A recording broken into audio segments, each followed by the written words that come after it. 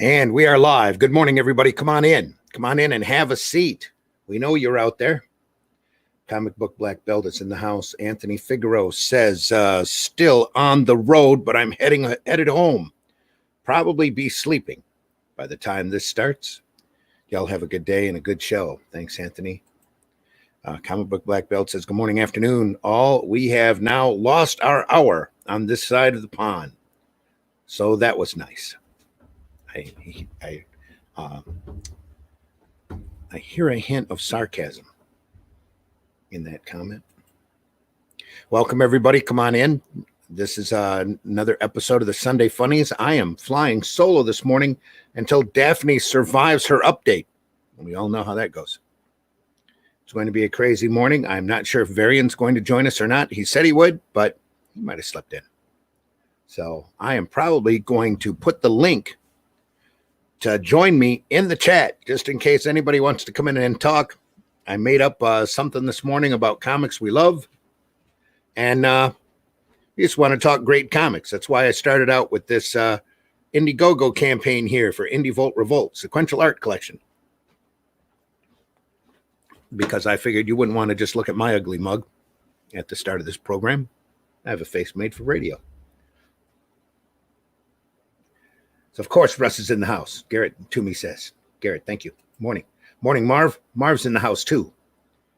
Yep, indeed. Hey, everyone. Hey, Marv. Hope you're doing well. Garrett says good morning to you as well. So what I think I'm going to do is just throw that link right up in here in the chat, because I am not afraid. And anybody who wants to join me this morning, and eventually Daphne, as soon as her update is done, are welcome to come on and talk funny books. There it is in the chat, ladies and gentlemen. I am going to run our opening, and we'll see what happens next. Hang on. This is an episode of Sunday Funnies for the 28th of March, 2021. And here we go. Here's the opening. How dare you?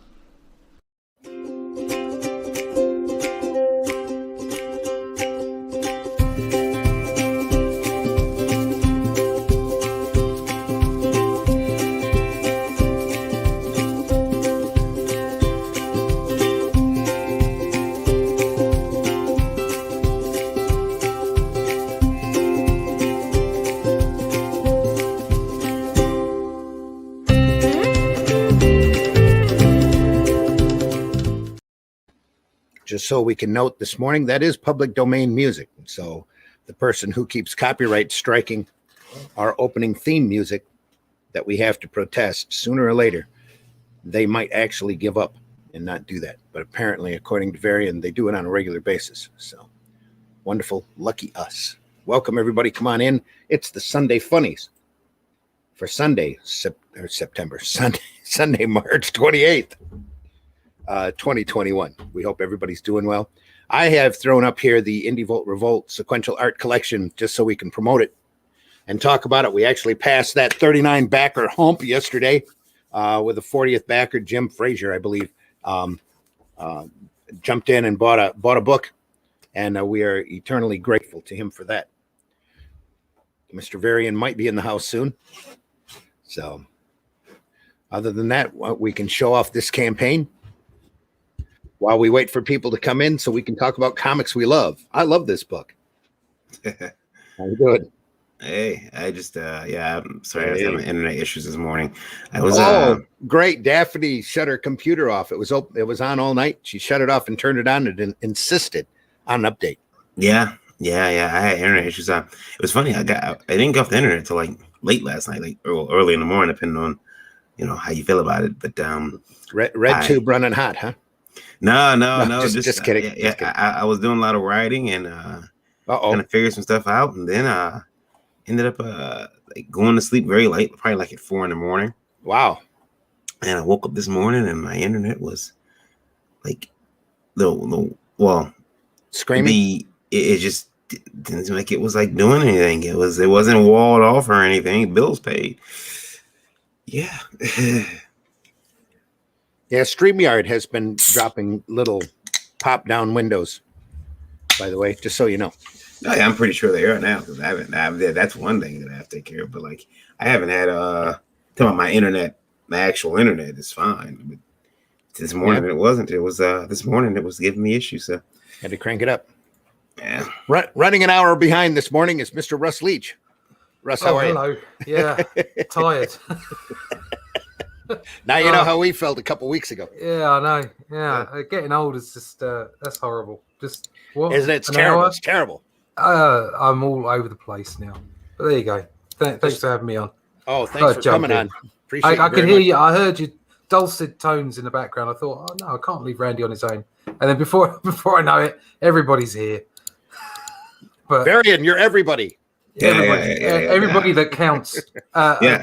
Daphne's on her way, so that's not going to make Daphne feel good. She's everybody that counts on her way. Wait until I get on there and tell Russ. Yeah. Oh no, I'll be at the other end of a rant.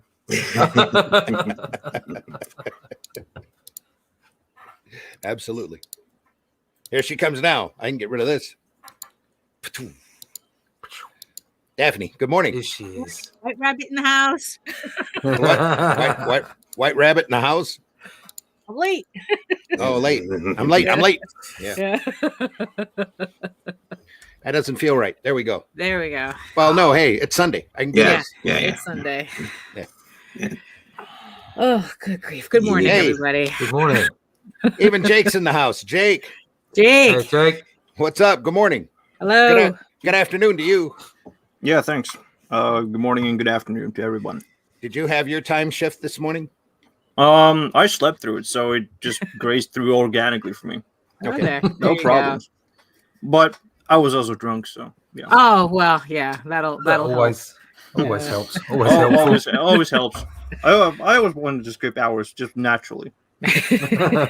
Alcohol always helps when you time travel. Oh hell yeah. Helps you get acclimated faster. Well, it also helps you not ask any questions. Right. No, you just speak truthfully. There's like this saying here: a drunken man's word is a sober man's thoughts. Very true. I have a medication that I take for pain, and I realized that it really doesn't do anything for the pain. What it does do, though, is it makes me not care about the pain. Oh, the Oxy. No.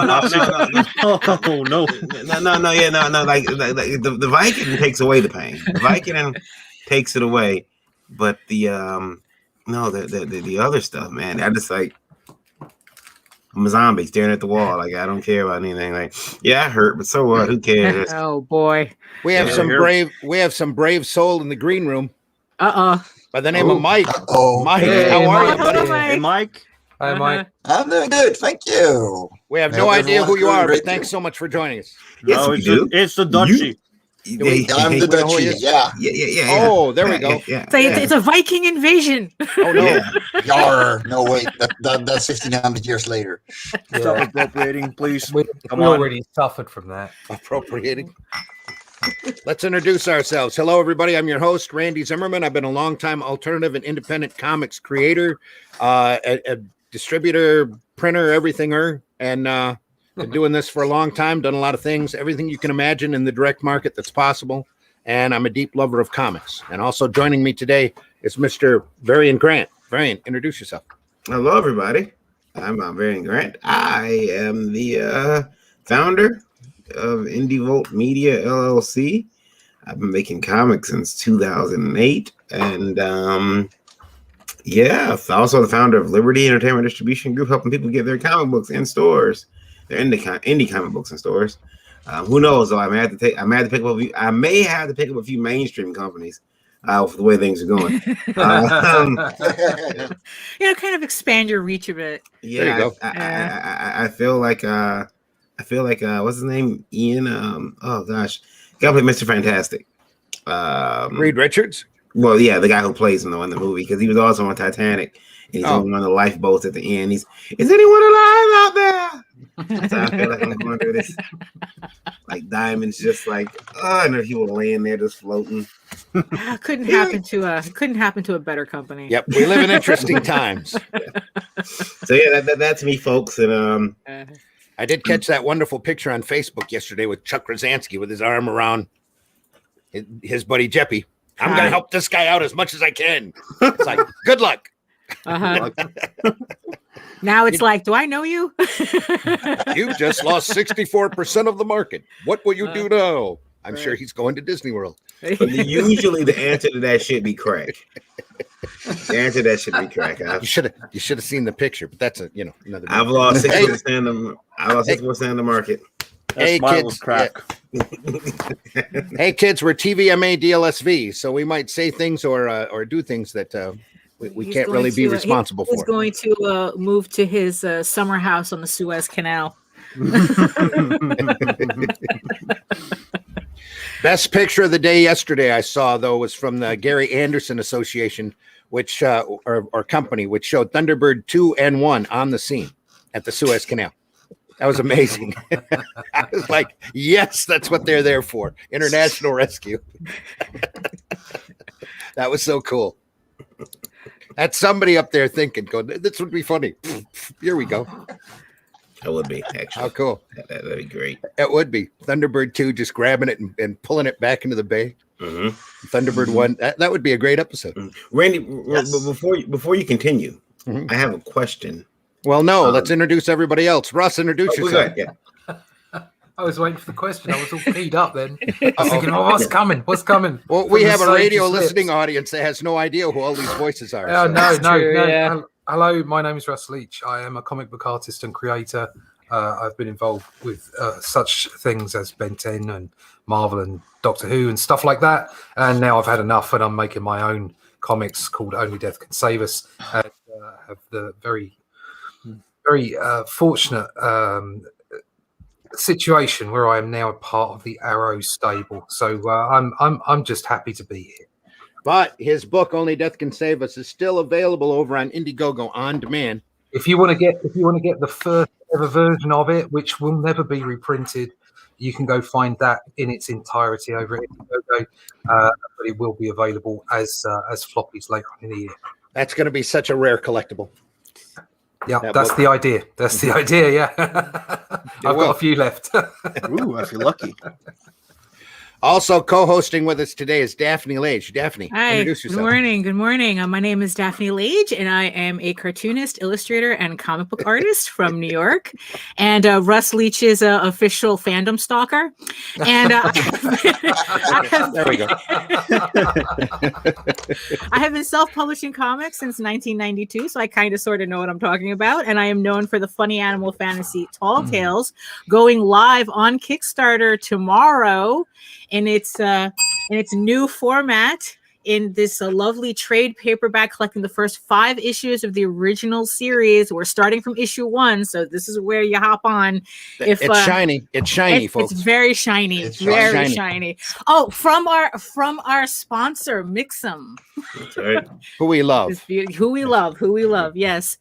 And I'm also known for my other comic, Ego Raven, Heir of the First Unicorn. 2nd issue premieres on Kickstarter in May. So sign up at my website for that, which you can check everything out at egoworks.com, EGOWORKS.com, and talltalesonline.com. And if you want to see videos of me making these comics and how I make them and all that fun stuff, you can check out my channel on YouTube at Daphne Lage, Lage Art. Cool.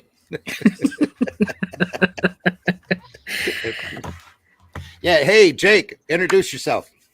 No, Mike, you go ahead. Okay, Mike, introduce yourself. Okay, fine, sure. I'm Mike Jimmy of Fairies and Ents. I've been creating comics since 2018, and I have no idea what I'm doing, but I'm having fun doing it. So it's working so far. Currently, I'm running Life on Korra 3 on Indiegogo, which is a world-building comic where, together with the reader, we explore and follow a new creature every single issue. So every issue can be read separately. And we are one backer away from giving away an original page from the comic. Awesome. So yeah, if you're interested, live on Quora 3 on Indiegogo. So is that the next backer or the backer after the next that gets the original? It's one of the 25. So everyone has an equal chance, even if they back a digital copy. Raffle time. Cool. Yes. Okay. Awesome. Good to know. Jake, you feel like introducing yourself yet? Yeah. Okay. Hi, I'm Jake Twister. I'm the Harm-winning award-winning. It's an acronym for homophobe, antagonizing, racist, misogynist. That's what resident to be stalker. awarded by. Wow. Yeah, overall troublemaker. Resident stalker and comics creator on the sly. I got so many titles that I can't mention them all at once. But you can find me on Twitter at JTwister. I know how that goes, Jake. Literally. Oh, feels great, doesn't it? It's fantastic. And I just caught. I was caught with my pants down and my lunch in my hand. Again? When I saw when I saw this when I saw the stream, so I thought, hey, why don't you just hop on and eat and talk and all that? It's your fault for using the link. Yeah. It's true. It's like a magnetizing attraction. You can't beat it. Link. I get to be on the air. It's cool. Russ. Yeah. Glenn says, "Hey, Randy. Hey, Glenn. Hope you're doing well. Hello. That link above you will put you in the green room, Glenn. You're welcome to come in if you want." Mike Jimmy says, "I lovelies." Hello. Oh, that's you. That is already me. you. Yes, it is. That's you after that. So glad to see you're up to 40. Keep it coming. Yeah, we're hoping. At 50, Daphne gives away a sketch. Oh, yes. At number 50 gets this original piece of artwork right here. But now she's talking about making prints because I've shamed her into telling her that everybody's now waiting for backer 49 to show up exactly. So everyone started on fighting the campaign so that they can all grab that sketch. Yeah, so it's like, everyone started fighting and wants to be 50. So it's like, you know what? It's like so number 50 will get the original, and 50 also unlocks prints for everybody. So there you go. So it's all good for everyone. Panel. Marv says, great panel as always. Marv, the link is above. If you want to join us, you are welcome to come in.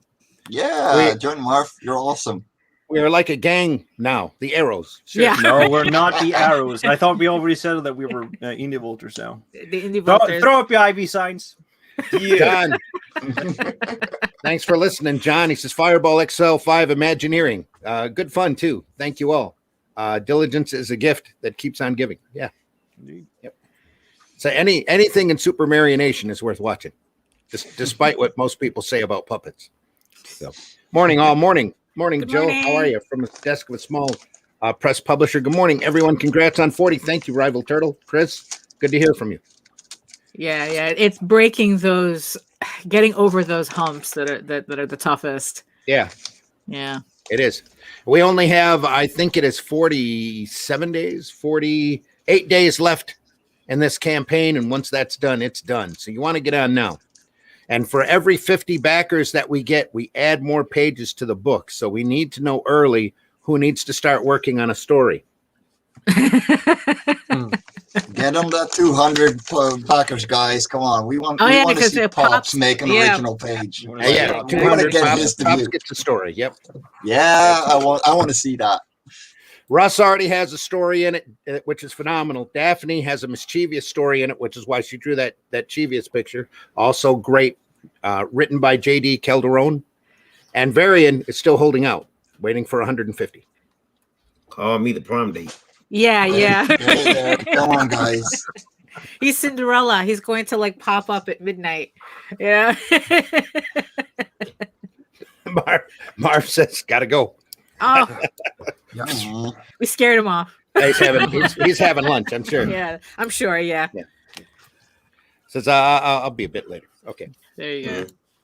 So a gang who's in charge of canonization, who will enforce drawn and drawn out. Yeah. I'm just taking care of the. I'm sorry, I'm not gonna grab a baseball bat.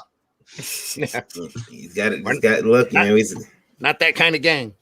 Yeah, I don't know. We have to all wear matching colors. Warriors, draw me like one of come your out and play. Just You walk Oh, into the art. kids, there's an old movie reference for you. Go find that. There we are. I think this group just walks into art stores and they start panicking. Looks tough. You've been artist blocked. Yeah. You You can go tell. lick all the paintbrushes. Yeah, you can tell those indie voters. They always look sleepy. They're always looking for caffeine. They're more like zombies than anything. Right. We're like a row of 5 people all drawing in the street and like commission? Question mark? Yeah, Yeah, yeah, well, exactly. Commission? We're our own like traveling convention. And why not? Sure. Yeah. They're worse than those AT&T salesmen inside the stores that walk up to you. Hey, how can you? It's like, you know what? By the way, I'm gonna say it.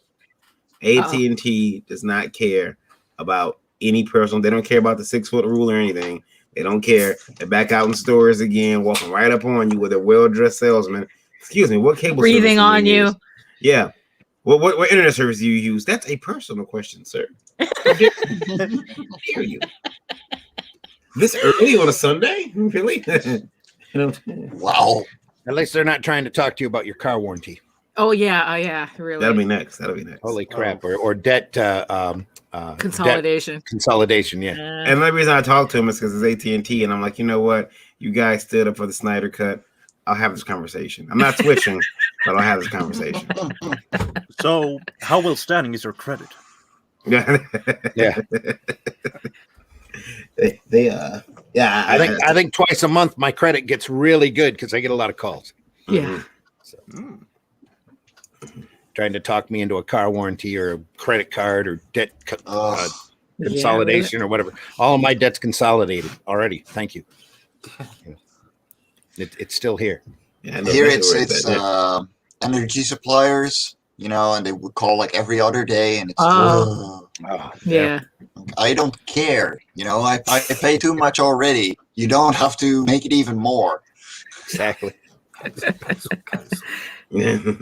Sadly, after that stuff that happened in Texas with their energy rates, I'd be amazed that any independent rate company, energy company, gets much business after that.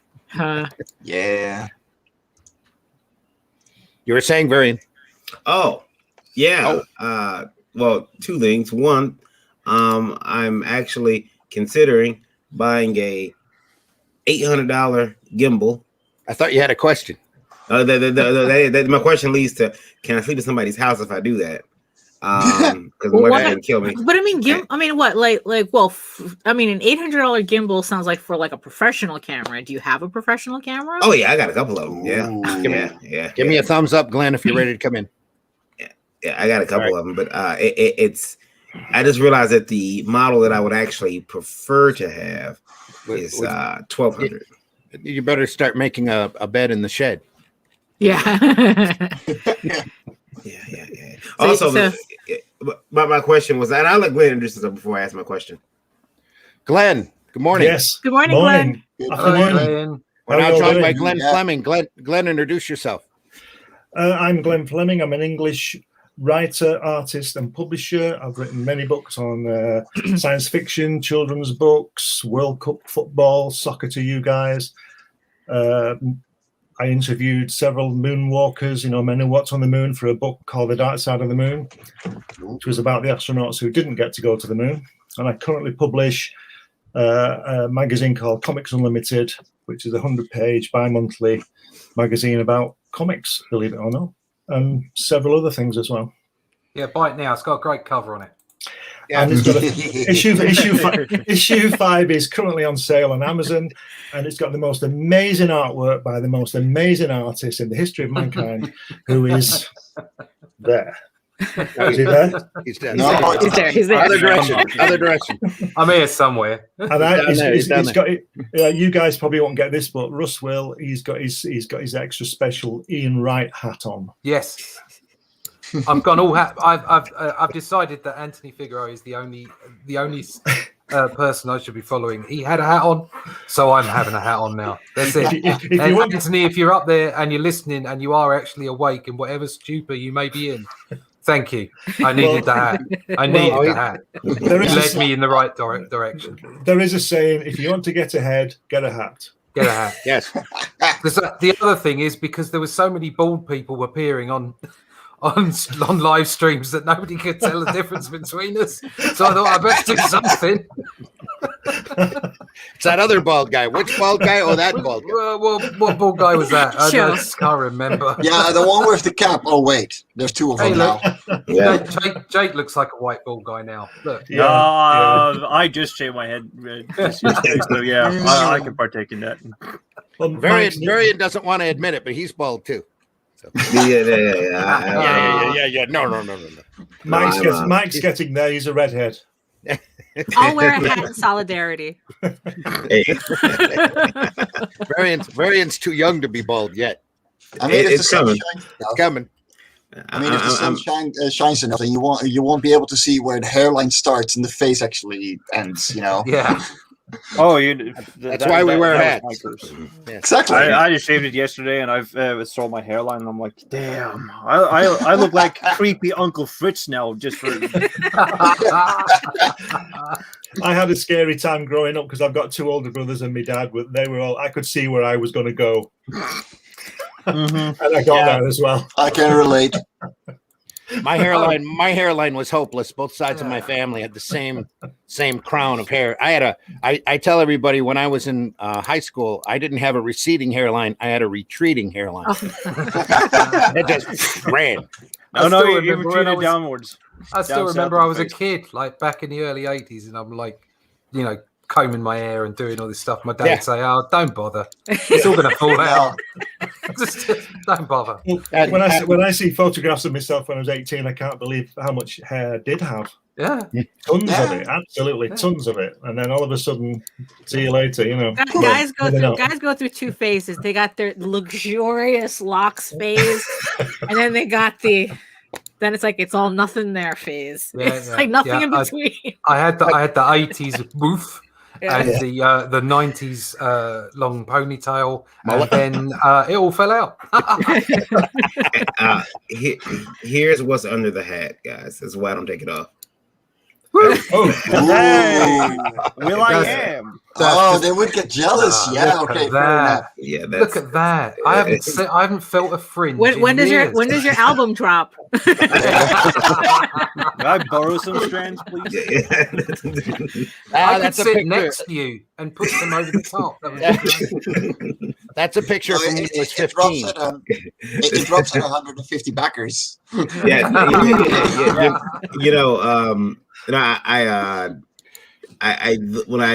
That picture, that was actually 2020, like there was like I think like 4 months into the lockdown.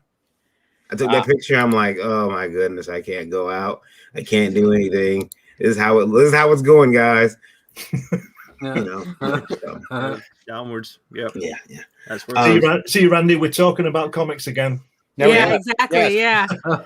I knew it would happen. I knew it would happen. Comics, what are those? COVID hair. I do have a question here though, and it was the real question I wanted to get around to. Rival Turtle says once you hit 50, that would be the cost of that print, Daphne. What? I mean, what? Oh no, everybody gets a print. No, Rival- everyone gets a yeah. So what happened? So 50 will get the original, but Mhm. everybody else will get a print of that, so that there's no fighting, children. So make your pledges. Everybody gets a print. She's gonna play Oprah. You get a Yeah. print. Come on, You guys. get a print. You get a print. Let's get it there. Come on. I might need to invest in a bowler hat. There you go. Yeah. We should do a hat show. We really should. I got That some was a- hats here I could break No one, out. no one I doing got a that yet. beautiful tricorn. Yeah. When I first went to America in 1978, that was one of the first things an American asked me. Do we all wear bowler hats in England? Right. Oh. Yeah. Oh no, my cousins thought Americans all wore cowboy hats. Yeah. There we are. Because Dallas was like the big show at the time, so they thought that was like everybody. Everybody wears the same hat. Yeah. Hey, listen, speaking of Dallas, they were filming that. I saw a Victoria Principal come out of the hotel where I was staying as part of the shooting on that program in 1978. How about that? And a Of course cowboy you hat? did, Glenn. Cool. Yeah. She didn't have a cowboy hat. Man. But she did look nice though. Right. She just came out the door and got in a car and drove off. And there's 15,000 cameras there and 15,000 people there was clapperboard things and producers and all these people.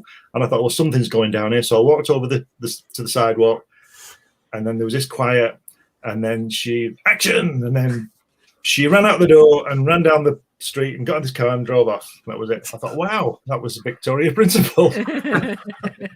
See, Oh, so, click. so it wasn't a story from like when you were ex MI6 days.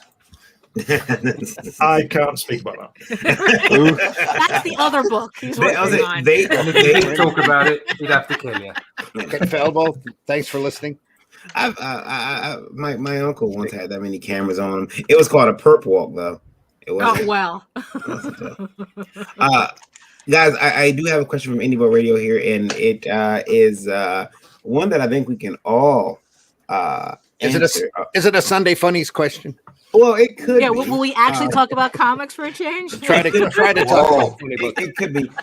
It is about printing. Okay. All right. And so, Randy, tell me what you think about this too. This one here is from Jeremy. Jeremy asked if. Hold on. Okay. Oops. Where did I go? Oops. What? Lost it. Lost it. Okay. Yeah. Jeremy wants to know if, in fact, okay. So, he wrote in a weird way, but okay. I have a relationship with a printer I've been using. I have a special type of paper I would like use, something very close to newsprint.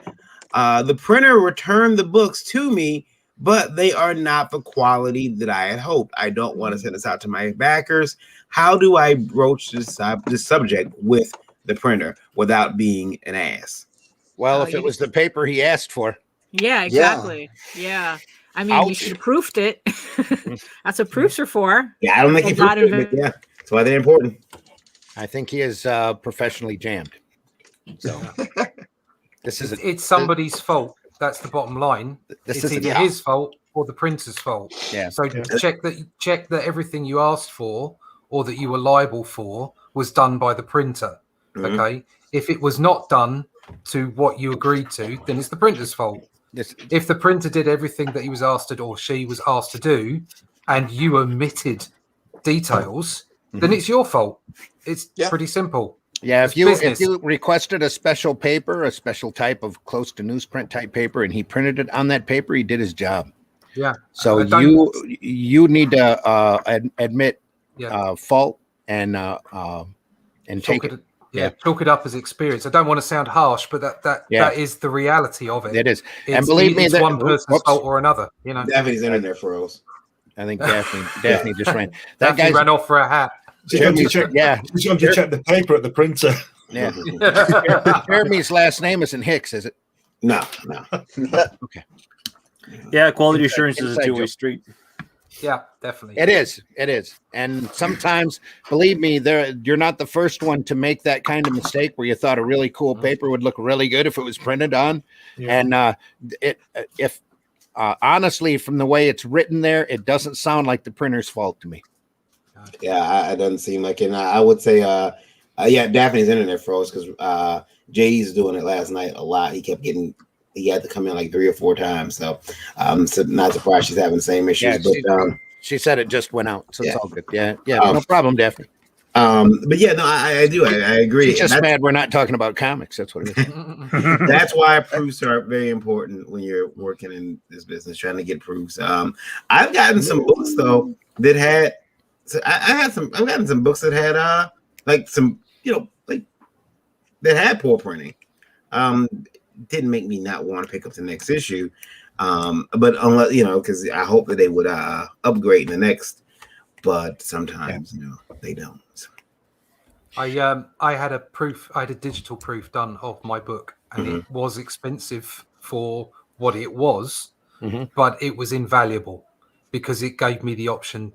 It gave me the opportunity to look at the paper stock, the printing. I mean, obviously it was digital as compared to litho because of the numbers involved, but it still gave me the opportunity to hold it in my hand and see the quality of the product, and it's invaluable. Because at the end of the day, especially if you're looking at $25 a book, which is roughly the average for crowdfunding, because of the fact that it isn't a mass market item, you want to make sure people get the best quality at the end of it. And if you're going for newsprint and it's not just a design or a feel and look kind of decision. It's actually because of making it, cheaper to the client at the end of the backer at the end of the day. Then it's probably even more important to take a look at that, because you want it to be legible, and you want it to be a quality product, even at a lower price. The term is the secret is in the term, isn't it? Proof. It's Yeah. called a proof. So Always get a proof. yeah. Like you say, it's, even though it's a bit more expensive, like Russ said, you've got to do it. You've got to make that cost. It's got to be part of your overall budget, or whatever you want to call it. You've got to put that in there.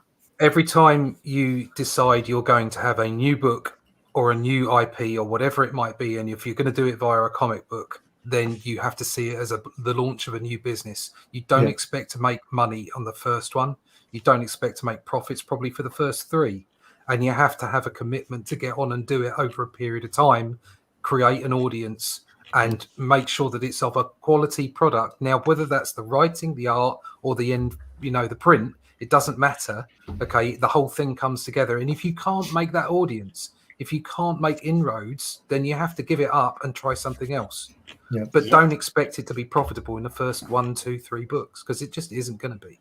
Yeah, so all you can do is Sorry, go on. so you go have ahead. to expect to outlay money on things like proofs. Yeah, you've got to cover all the things that are under your control. That's Yeah. all you can do. You can't control the other stuff, but you've got to know, what it's going to look like, feel like, smell like, cost, postage, everything. Well, I didn't know what it was going to smell like. You're rubbing that in, aren't you? Good. There is no. They couldn't give me the smell for quality and so and success. But I found it in the litho print. Yes. Jeremy, you're probably going to have to take a small hit on this one. Hopefully, it's still shippable and just not up to your print standards, and that it's a good enough book to send out. You might want to throw in a little extra or something. Yeah. I'm not sure how much of a bath that you're going to take on this, but you need to, for one, don't yell at your printer. Yes. But do have a discussion with him and tell him that you made a mistake. You weren't sure what it was going to look like, or you didn't realize what it was going to look like once it was printed. And maybe he can come back on you with a cheaper cost. I don't know. It's all up to the printer. I think you're going to have to eat some cost on this, though. I'm pretty sure you are. Yeah. Offer to the people that did buy your book, maybe be completely transparent and say, this hasn't come out exactly the way I wanted it to. Thank you very much for backing. Perhaps I could give you a credit on the next book, or something along those lines. That's a really good thought. Yeah. And then you can make those backers feel special, feel like they've got something that nobody else has got, even though it didn't hit the quality you wanted to, and that they're on the journey with you. Bring your audience with you, without a doubt. And if it is your fault, don't piss the printer off. Yes. Yeah, because you don't want to do that. He did the best that he could do with the job that he did. Next time you're looking at a paper choice, ask the printer if he's printed anything on that paper, because they usually keep samples of everything that they print on file, just for that occasion. And you can take a look at it, physically hold it in your hands, and decide if that's the paper stock you really want to use. But honesty and transparency with your printer as well, and owning up to the fact that I didn't realize this is what it was going to look like, is going to go a long way, especially in the printer's eyes, to you. And he might want to bend over backwards for you next time through and help you out even more. And also use his experience before you start, and ask him what kind of paper would be best, maybe, unless you've got some specific in mind. But use his experience too. But don't piss him off. Yeah, don't make him mad, because you never know. He might have a roll of something on hand that he's had sitting in the warehouse forever. And your job would look awesome on it, and he's willing to cut you a huge deal on that paper stock. You never know. Yeah. So definitely make side. make that printer your friend. Yeah. Yeah. The printer I used 10 years ago when I was producing Crikey magazine, When I wanted some proofs doing of my children's book that I'd written and illustrated, and the printer he printed out about, I mean, it's 32 pages in full color, and he printed about 25 copies for me. He didn't charge me because he I don't know, I don't like using this term, but he sort of believed in my work because he enjoyed my magazine as well, and he was grateful I was giving it to him, that he printed 25 copies out of a 32-page full color, just and he stapled them all together. You know, he cut them all out and everything. It was fantastic. Really good gesture, I thought. So don't upset the printer, because he might just do something like that, or like Randy says, he might have that roll of paper in the back that would be perfect. You never know. You never know.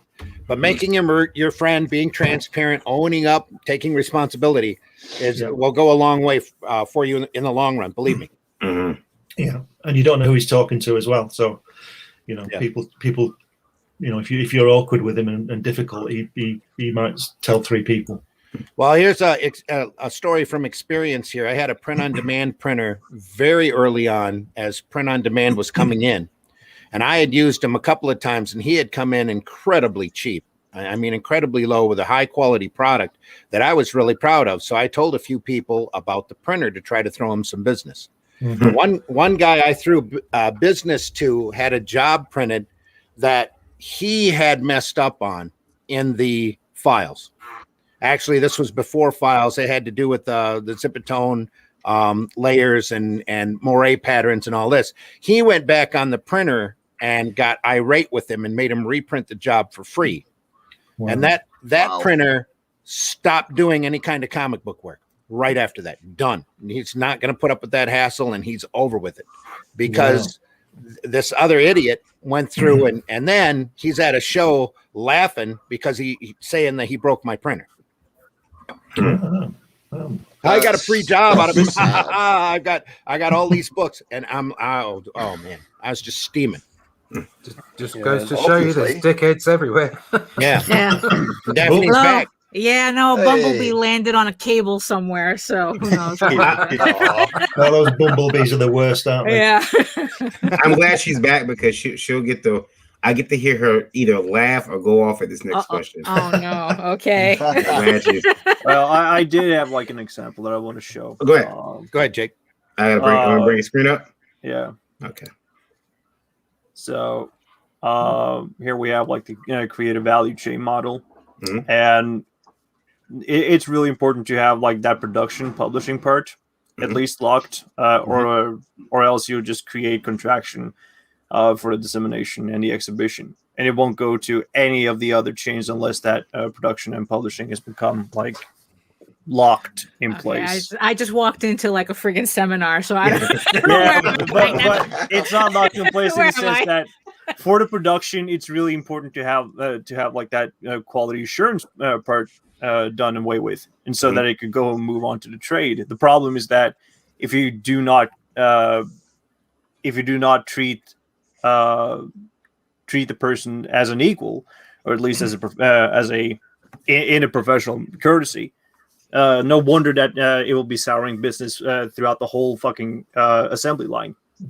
You know, so that people just outright remove themselves from printing and publishing comics. You know what I love about that? Now, Jake has a slight accent. He was showing us the graphs. It was very TED Talkish. Then he slides the F-bomb in there very casually. Yeah, exactly. Your ears perk up. You're like, this is real talk. I love it. Unfortunately, I missed the context. So we had a person who wrote in to Indie Volt who had a job printed on paper. Okay, all right, so we're still on that then. Yeah, proofing. That's why proofing is your friend. But yeah, proofing is always your friend. Varian's about to bring up another point. Right. Yeah. So this is Indie Volt. Everybody center yourself. Get your chakras in the order. Okay. Yeah. Indie Volt. Exactly at what count do your balls drop? Your book, Indie Volt Revolt, is missing quality adult-only content. You have an underground black and white book, and you seem afraid to put in some cutting-edge XXX material. What's the problem? Why are you afraid? Daphne's holding up Holding up House of Bob. What? It's because you're asking the wrong person. Exactly. Funny you should say that. I'm working on one right now. You know, yeah. It's like you're I asking. thought the Arrow book was supposed to be all ages. Yeah, It yeah. is. Yeah, It is. As such, that kind of content doesn't make it all ages. There's your answer. Right. Yeah. Exactly. It's like it's you know, because you know it's funny. Yeah. It's like. There it is. Like not everything has Absolutely, to be horny, Daphne. guys. Absolutely. Right. Not everything has to be horny all the time. We have furries for You that. know? Bonk. You know, it's like, yeah, it's like, you know, all you have to do is ask the right people, and we're more than happy to supply you what you need. Oh yeah. I have to say that not everything in black and white is underground. That yeah, exactly. That perception is not correct because Yeah. there's a lot of really great alternative and independent comics out there, especially in the 80s and 90s. That was Right. black and white. It was by far family friendly and open for everybody. Bonk. Oh yeah, that's a pretty horny much jail. a whole raft of black and white Right. newspaper strips Yes. as well. You know, Yep. just like it doesn't automatically make it Right. Yeah. pornographic. Revolt was made so that anybody can buy it, everybody can read it. It's intentional that way so that folks know the quality of work that people that you hear on IndieVolt all the time or see, like Russ, like Glenn, like Daphne, all have a story in there and myself all have stories in there, except for Varian. Varian doesn't have a story. Not yet. In order to show off and in order to showcase their work. This is a sequential art collection. It's really a portfolio book for everybody to enjoy, all ages. Now, I wouldn't be against doing an underground Right. book. Yeah. I think it'd be fantastic to do, and it's been a very long time since I've done any kind of underground-ish type material outside of an angry monkey that likes to swear, and he's in the book. He's in the Revolt book. He's got 4 pages. Well, if we can use this as an opportunity, since Mr. Mister is asking for where all the adult books, well, Lola has a book coming out Yes. to Indiegogo on March 31st. That's called just Lore. 2 days away. Yeah, exactly. So it's like, you know, and not only that, but along with Lore, there's going to be different other erotic books as add-ons that I also have artwork in. So so you know, we're more than happy. We're more than happy to cater to your horniness. May I also cut in? Oh, go ahead. I have been in contact with CG UK Bargain Bin on this, and I'm going to work and see if I can submit to a contribution of Twisted Fairy Tales. Oh, there you go. There you See? go. So Yes. there is going to be XXX material in that book for sure. But if you want to check it out, head over to Indiegogo and look up Twisted Fairy Tales by Jacobus Gotex. Yeah. Or CG UK Bargain Bin. Okay. Yeah, I was gonna say, But yeah, Revolt is made for all audiences. Yeah. That doesn't mean that we're not going to do an underground book later on, or that we don't do underground material. We do, Right. But Revolt is really made to show off our capabilities to everybody. You can think about Revolt like this.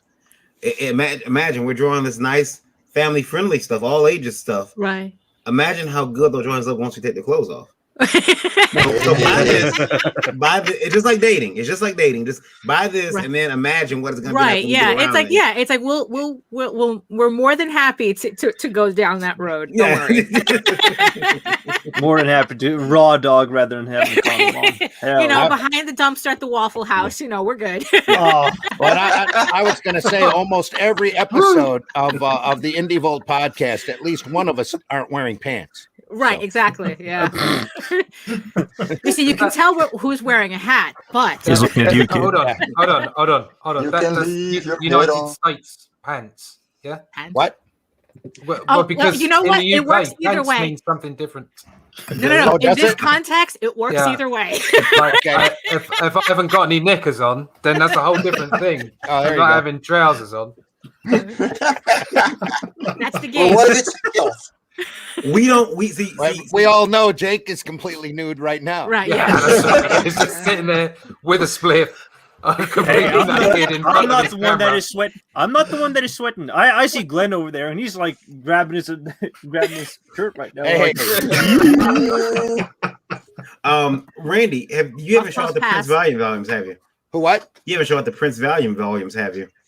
Prince Valiant volumes? No. Yeah. I buy comics all the time. I don't show up the. That's a segue.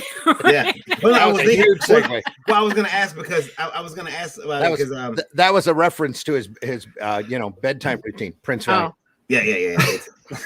That's Prince Albert. Oh, well, yeah. You got Prince now Albert. The Kink Show. We have the Hat Show, now the Kink Show. Prince Albert and Wet Willies. Damn. Hey, kids, welcome to the Sunday Welcome Funnies. to Geek. Yeah, exactly. We're falling apart at the seams right now. Well, the reason I asked is because I was wondering is do you guys like? I just seen one there at the comic store. Those artist volumes. The 11 by 17. Oh yeah. And it's the entire comic, but it's done on 11 by 17 paper. I never see those discounted anywhere. Yeah, no, never discounted. That's the tragedy of those books. I would own them if they weren't so expensive. Oh yeah, because we have a Mike Plug one that is just amazing. Yeah. You know, there's a couple of them I would love to buy, but every time I see them, I can't afford them. Yeah, exactly. Yeah, they're expensive. But surely we'll have to make some of those ourselves. Yeah, that'd be fun. Yeah, I'm gonna have to slap rubber cement just to get that look white out. Anybody got some old Zipatone we can put down? Russell will have a problem with that though because he does everything on his computer. Right? Yeah. No, I would say I do mixed. So I know. Yeah. Lovely. There we go. Yeah. But people would still be interested to have that first book at a large size. Yeah. I think people would still like to see the line work. So especially if you had a story behind it where the thing started off as digital and ended up traditional. Yeah. Right. And you know it'd be cool too. You start seeing the brush strokes as you know, like and the inking streaks as you go along. It's like it's like I mean, it's really funny. Like that's the stuff that we spent all this time trying to get out of our work. And now it's like we want books that puts all that back in. I spent all at that a premium cost. I spent all that time trying to organize myself in inking and ended up ditching digital inking. So or in the process of doing so. Joe says, better question. Why would you ask for XXX content in an all ages book? Yeah, it says Varian planted that question to make make upset. Yet better for a positive family show.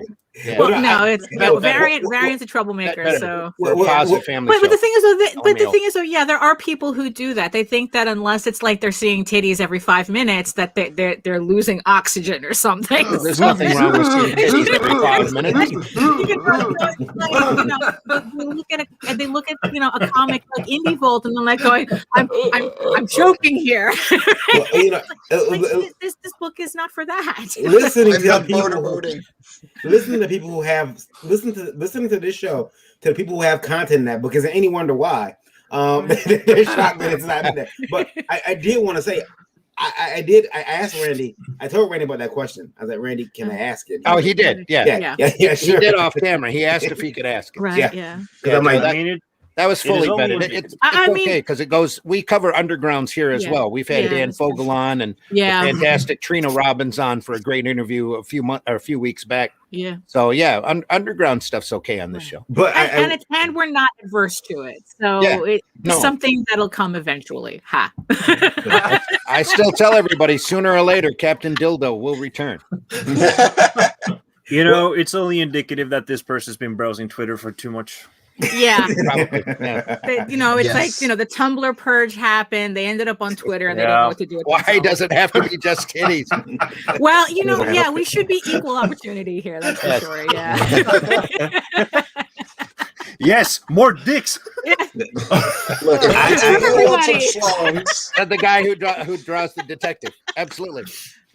I came across a campaign. They reached out to us, and I'm scrolling it, and I'm like, whoa, I can't put this up on the show. Oh no! Don't put I it did- up on the show. Yeah, I'm not. I'm gonna have to ask them when they come on the show to kind of move some stuff around the campaign page.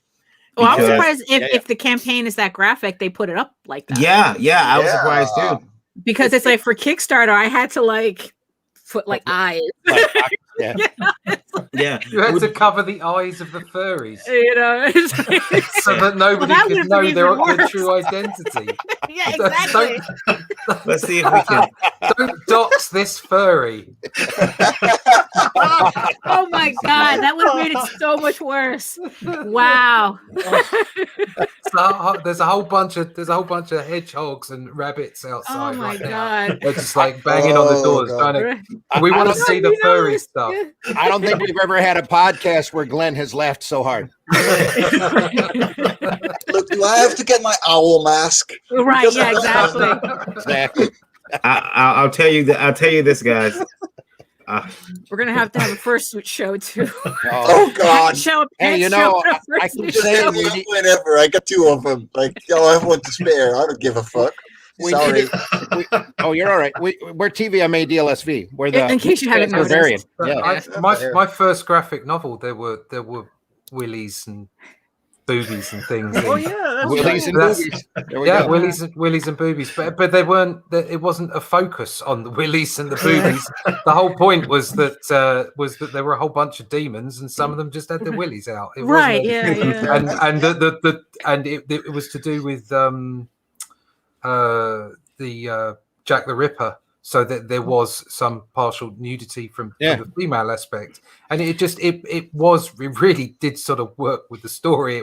There was no salaciousness to it. It wasn't I like, mean, "Oh, what's look at funny? boobs," you What know. was funny is that it's like you're doing a story about Jack the Ripper, but if someone saw a nipple in there somewhere, that's the offensive part. Yeah, exactly. Yeah, it's just- I was gonna say Yeah.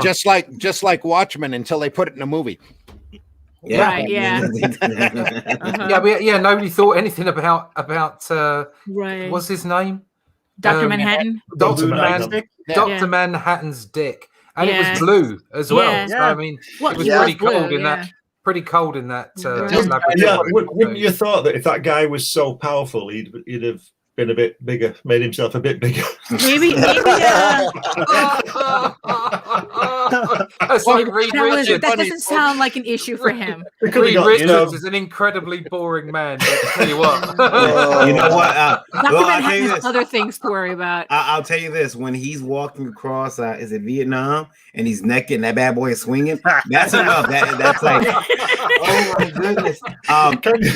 My mother. I took my mother with me to see Watchmen, and I remember her Made snickering. Zack Snyder's career. Yeah, snickering like a child, and like he look at his blue. His thing is out. Like he got his ding dong out. Oh It's my blue and God. it's glowing. Oh my god. We lost Mike because we were talking about Wangs. Yeah. What's it? Richard Coleman. If he'd have drawn Watchmen, that'd have been something. Oh my wouldn't it? god. Awesome. Oh my god. yeah. Mary Oh, Machine Gun. I missed that man.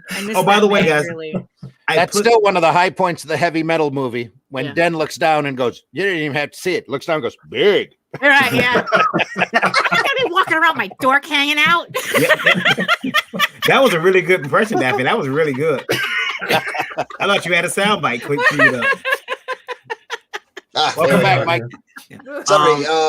Yeah, I was plugging in my light, and then my And then poof. webcam decided to die. Right. By So- the way, guys, I put the link to the project in the private chat. Don't say the name of it, Oh, but just okay. check it out. Just check out that campaign and see what I'm talking Oh, about. Scroll down. boy. Yeah, I did. I'm right Oh, through boy. the window on my computer right now. So We'll that catch it Bumblebee is still out there. eventually. Yeah. Oh yes, this one. Yeah, Oh yeah. man. I'm scrolling the campaign. I'm like, yeah, we can go. Whoa. And Yeah. Let's see. Yeah. I'm gonna take a chance here. Joe says I get complaints for doing women's pro wrestling comics, but wrestler being clothed and sexy, but the book that has bare boobs or thin skin bikini gets no outrage. People are weird. Yeah, they really Yeah, are. yes, they They are. really are as to what they get like all uptight Wow. about. That's a close shave.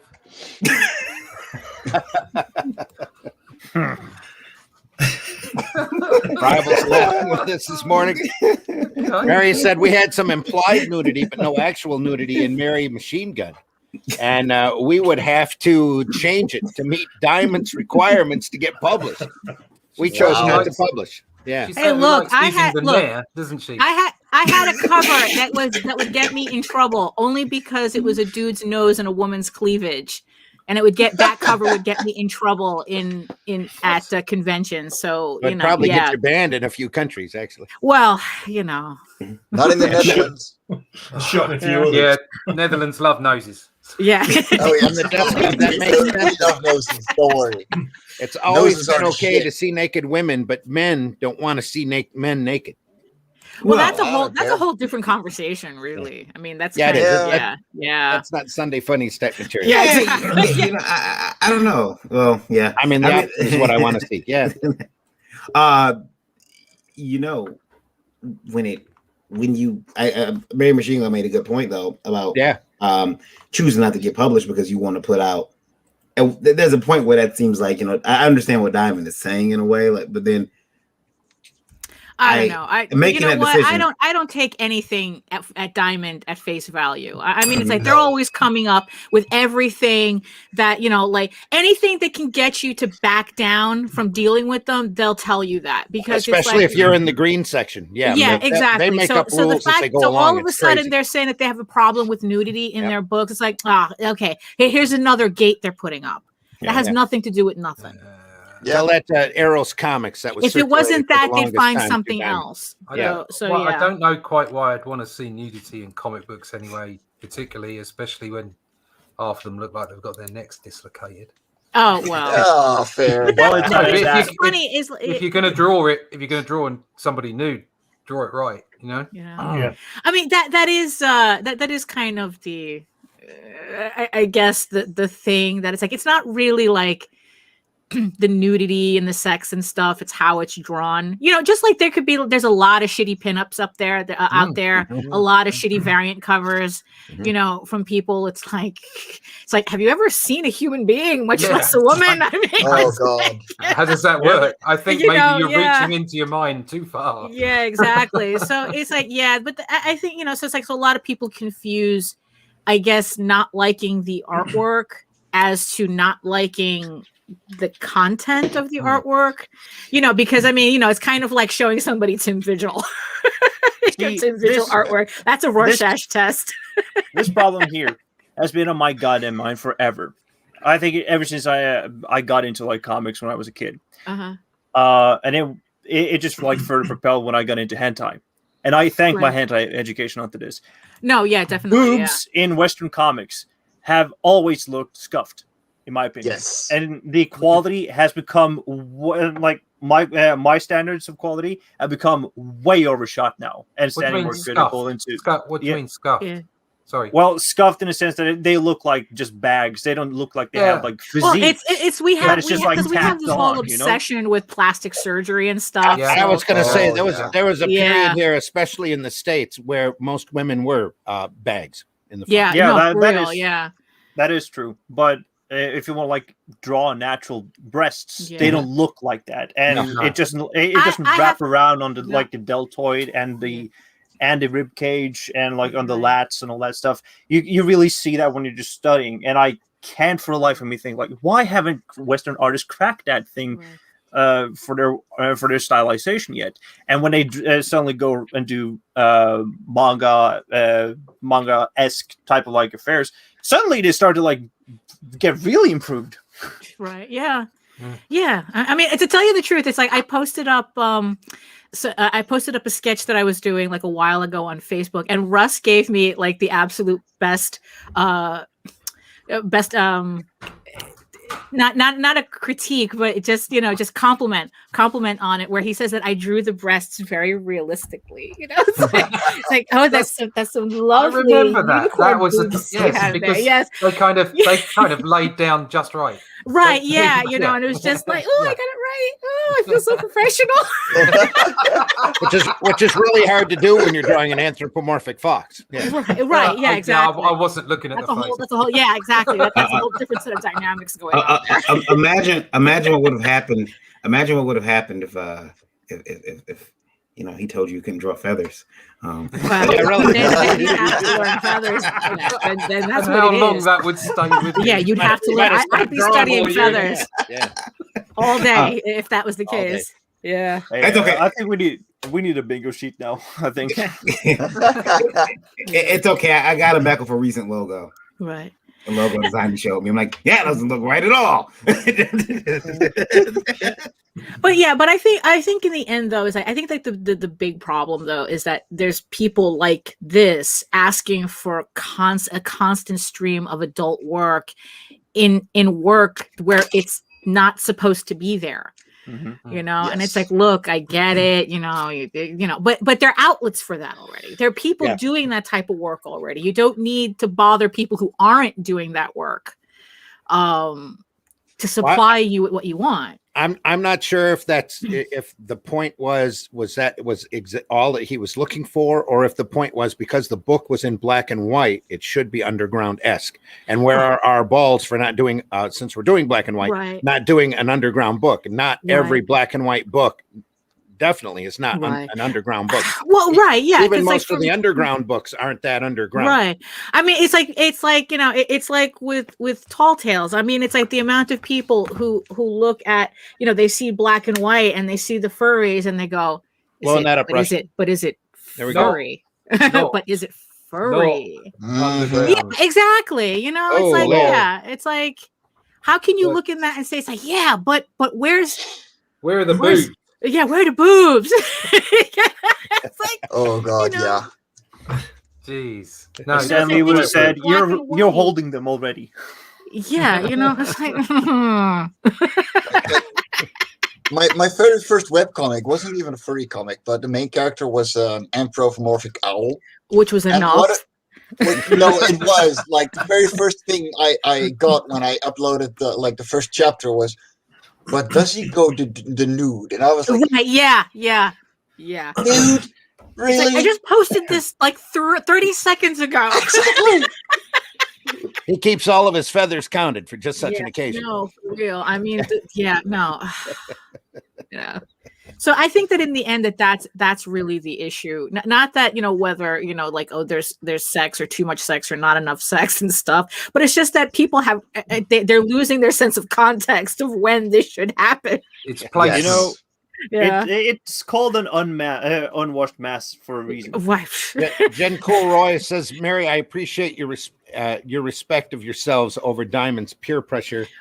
Mary returns the compliments. Thanks, Jen. It would remove a needed aspect of the story. Yeah. So it would have made it something it wasn't intended to be. And Diamond is not a publisher. She said so they shouldn't be telling you at all what your content should be. That's been going on for a long time now. So that was literally Diamond saying we don't want your money. Right. Yeah. Or you don't make enough money for us. Yep. So we're not going to bother. Your money's not good enough. It's Here's not our green excuse enough. for not having to put you in the previews. Yeah, exactly. One less book we have to worry about. Pops is in the chat, wants to Hey, remind Pops. everybody CromCon day 2, as some of these people will be there. Yes. Yeah. I'll be following Russ. I was there last night. Pure coincidence. I was there last night along with Luke Stone. We talked about the fact that Luke's book Hybrids is now going to be an Arrow comic. Oh, there you go. I saw the Hey. cover for that on Uh-huh. Facebook today and Right. digitally fist bumped Luke. So, The family gets bigger. Yeah, we still got to Yes, it talk, does. Randy, because I want Love and Cora in there as well, if possible. Hmm. I mean, we got plenty of books ready, so No you know, pressure. I'm halfway into issue 4. Let's be honest. Like, So I'm posting some breaking news on Indiegogo, guys. I'm sorry. Mary says, hey, Ooh. Pops. Pops also points out, hey, smash that like button and share. Absolutely. Please do. But I'm posting some breaking news on indievote.com in like 5 minutes. But I did have some other breaking news. I don't know if you guys Now they are sucking since Marvel and DC left. Mary, they were sucking before that. yeah. I left. This is I what got out of happens. I got away from Diamond back in 2003 when they started telling me what I could and couldn't print. So I was done. This is what happens when you smoke too much of that Miller's test. Where are you putting that news? Oh, I'm gonna put on indievote.com in a little bit. I'm working on it right now. Okay. But, is it deep? No. It's about. It's too early for Diamond to file for bankruptcy. Yeah, it's like Maybe check. Hold on, let me check the stocks. Diamond's not publicly traded. That's part of their problem. Oh, okay. Anyway, yeah. I did want to say though, one bit of news I got this morning, and this is not the news, but one bit of news I got this morning, I thought was very important for us to know, is that the ship that's stuck in the Suez Canal. Oh, I was about to joke that you were going to talk about the ship. Well, no, it's really tragic. It's really sad. It's really tragic.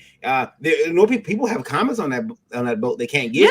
But it is. Listen, man, that I don't know if you guys have heard, that ship is blocking so much important stuff.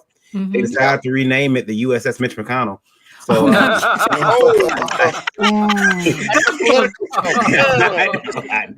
a comic podcast. No, it's really. Have you seen the maps of how many ships are log jammed? Yeah, and they're talking about people who've been on these ships for a year already, and they're running out of supplies and stuff. And it's like, wow. For a year. How long has this boat been trapped?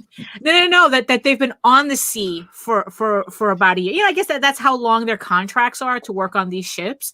Even though what's funny is like a lot of these ships, like they only have like maybe like 10, 20 people on them because it's mostly computerized. But they're the size of the Empire State Building. Yeah, exactly. Yeah. They still have one leg and a patch. Still think this would have been a great time for international rescue. Salty dogs. But it's like if your Amazon order is late, it's because of that. Oh, not only that, but you know what they said the first thing to go scarce is going to be fuel. Because a lot of those apparently containers are carrying some sort of special pulp. No, over here in the States again, there's going to be a big rush on toilet paper. Oh, no. God, not another one. Oh no! It's not like we don't have a lot of trees here that we could, Well, that's true, yeah. Because if it's I don't know why that shipment would stop it up. I mean, because if it's one thing that I learned in the past year is just how much stuff we do not manufacture in the United States. Yeah, it's a little horrifying, actually. What comics, right? Comics, exactly. I was just about to make a segue about that shit. They said that shipping on all items might be stopped up for months now because of that one accident. You're all right. Whoever's typing that in the chat, they can stop that now. We're not going to do it. We're not going to advertise you. All you're doing is spamming. They need to go away. Yeah. Can you block them? Yeah, you can block them. Yeah, you got to block them because those are bots. Yeah, they're just going to automatically post. Can you block them?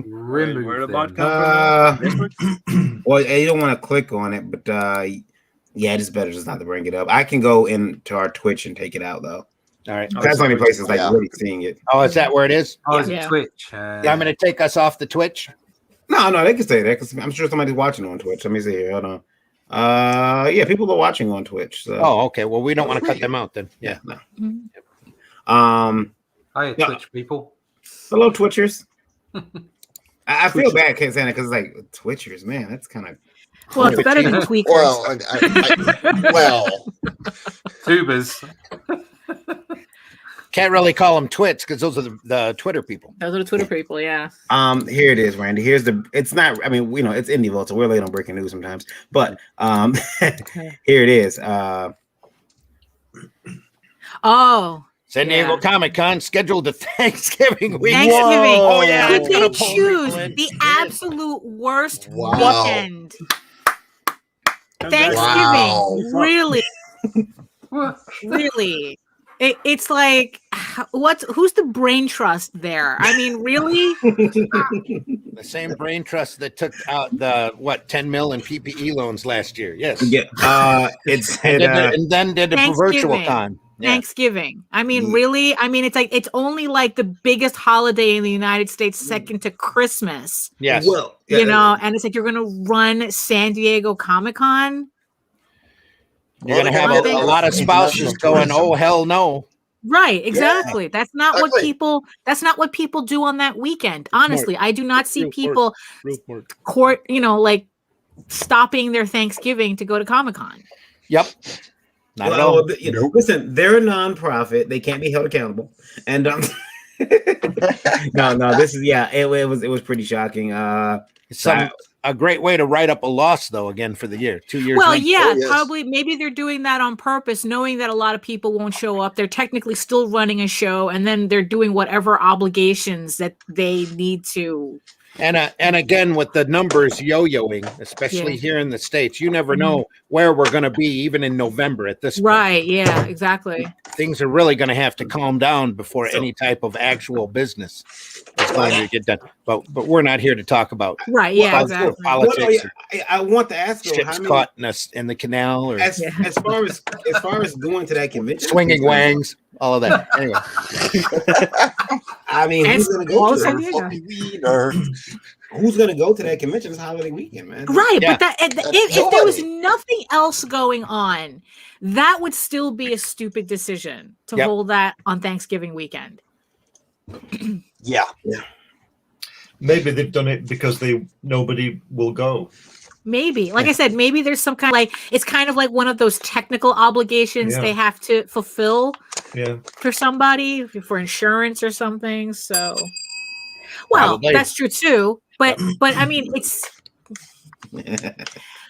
Steve. yeah. Blame it on Steve. It's always Steve's fault. It's Always Steve's fault. Steve. Always. Steve knows what he's talking about. Yeah. Damn I you, don't. Steve. Yeah, I don't have enough. Our YouTube For those with no life, yes. Yeah. I guess I could give out wrenches in the chat. Thanksgiving is for stuffing turkey. not Right? fun, Yeah. no. And you know who would go, like locals. It's like, so instead of like going only Russ can say this. or whatever, it's like let's stop off at Comic-Con or something. Well, it But sounds even to me. It sounds to me like they're staking that date on purpose because they know no other convention's dumb enough to stake that date. Right. And that's a maybe, because if the numbers keep fluctuating the way that it is, there's not going to be any conventions for the rest of the year until everybody's all vaccinated and able to move. Yeah.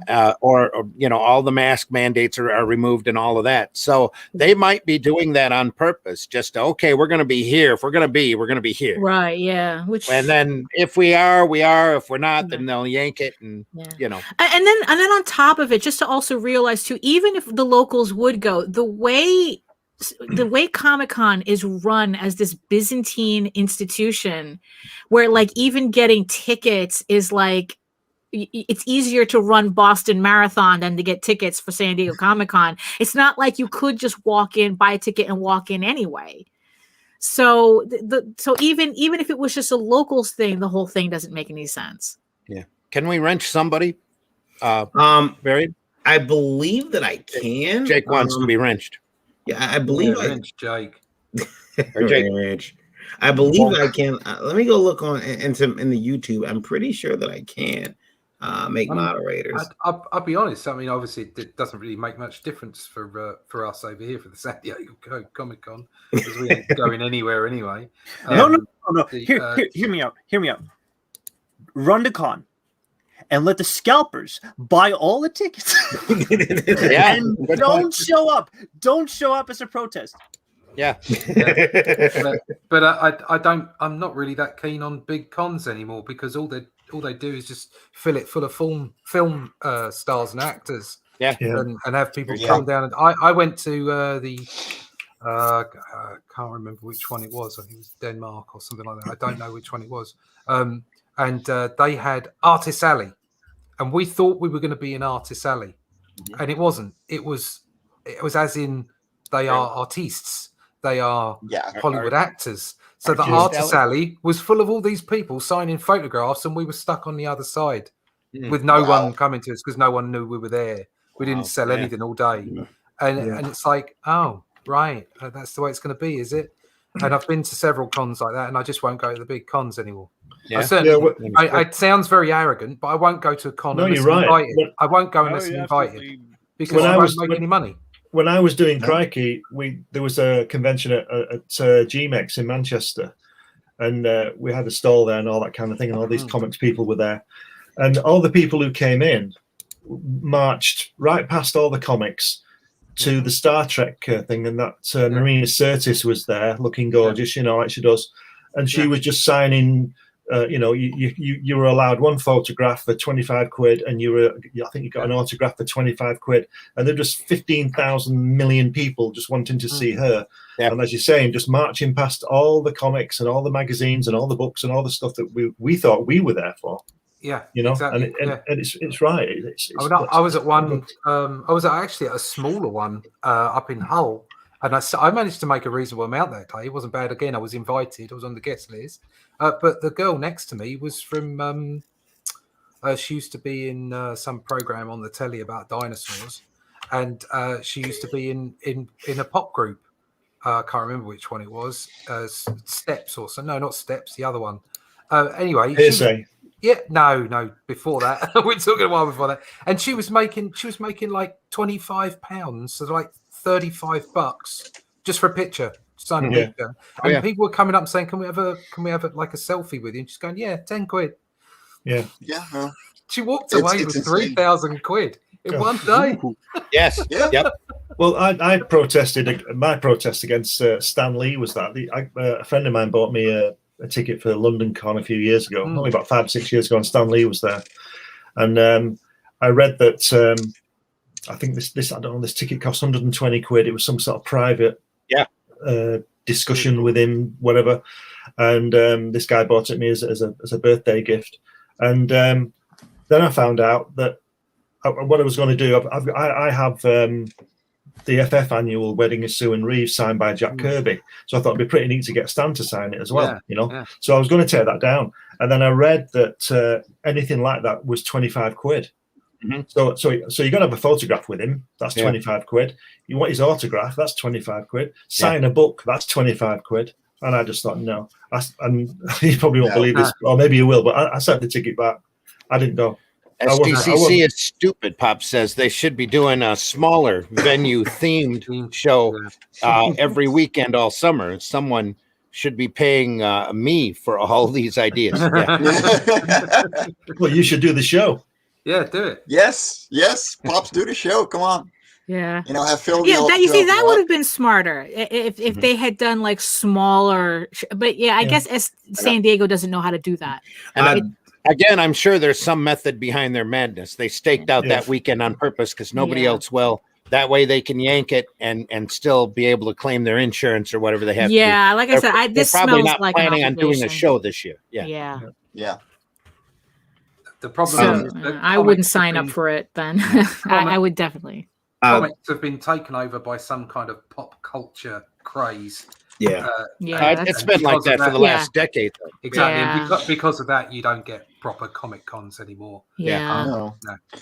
I mean, I remember when that switchover started happening, and it was, I'm still. Really, it's been a slow build-up since 77 when Star Wars come into San Diego Con. And then slowly it's become more and more and more media. Yeah. So.